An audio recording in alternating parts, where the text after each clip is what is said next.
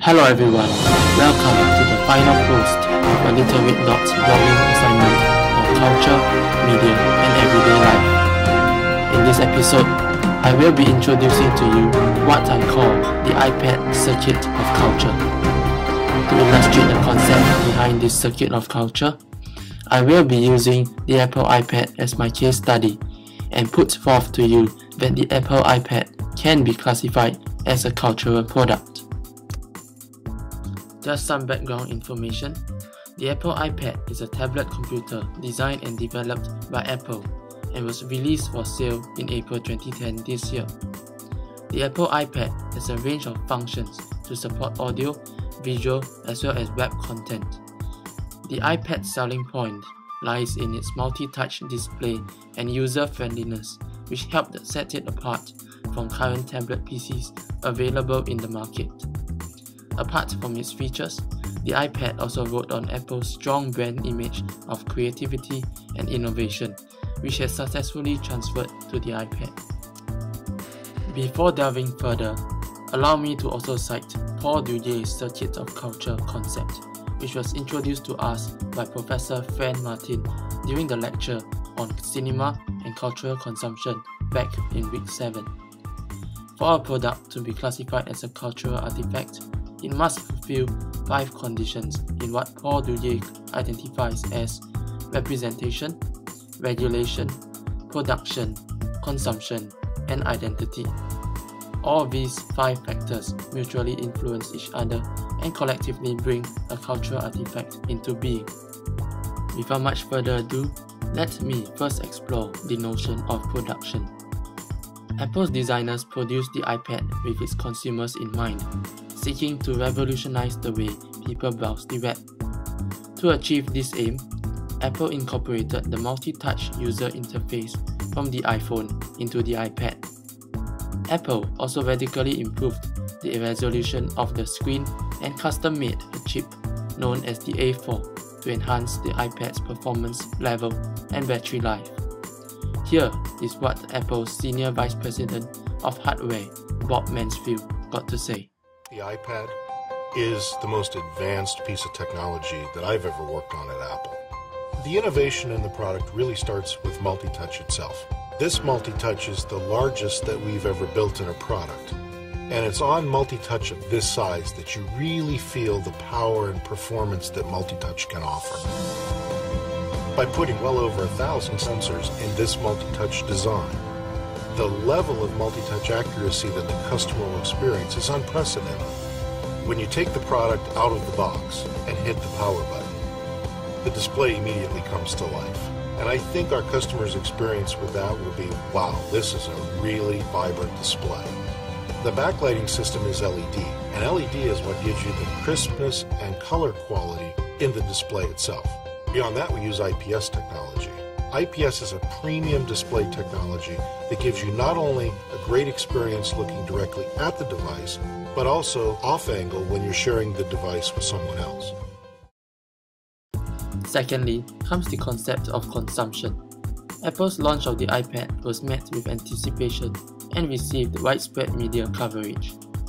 Allow me to relate back to John Faith's concept of fandom as productive consumption and tie this concept with the launch of the iPad.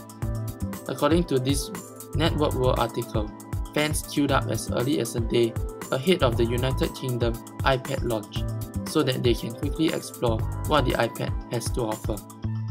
These fans are bounded by the common knowledge of Apple's quality products and their ability to use the iPad.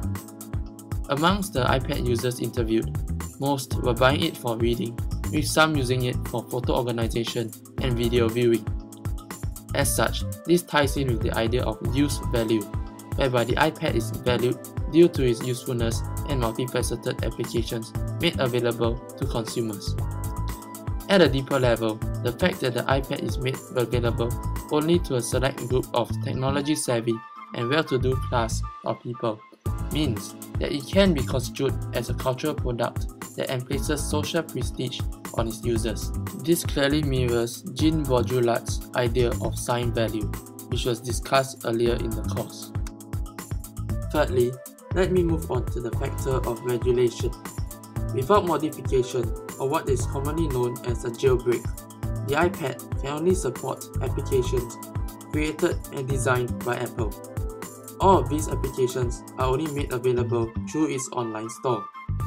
The iPad is primarily compatible with other Apple products such as the MacBook, iPod, and iPhone. Apple also imposes restrictions on the developers producing applications for the iPad. A case in point is that of Adobe's Flash multimedia system. According to John Lister in this article, Adobe criticized Apple for preventing users from using Flash, which is an open source system, on the iPad. In response to these criticisms, Apple came out to say that only by doing so can Apple assure its customers of the quality of its applications and prevent damage to its brand image. In other words, Apple's attempts to regulate the use of the iPad can be seen as a move to better consolidate its position in the market. Up next is the idea of representation, or more specifically, representation in relation to the iPad. According to Paul Dudier, the cultural meaning of an artifact, and in this case, the iPad, was created through representational practices. These representational practices can range from a variety of measures, such as advertising, or in Apple's case, Steve Jobs' famous pre-launch presentation. Through these avenues, the iPad is repackaged as a product that is unique in terms of its multi-touch user interface and other functions that facilitate web browsing. In the words of Apple's Senior Vice President, Scott Forstall, applications were also specifically redesigned and improved upon to suit the iPad. More importantly, the iPad has been associated with connotations such as youth culture, technical wizardry, and trendiness.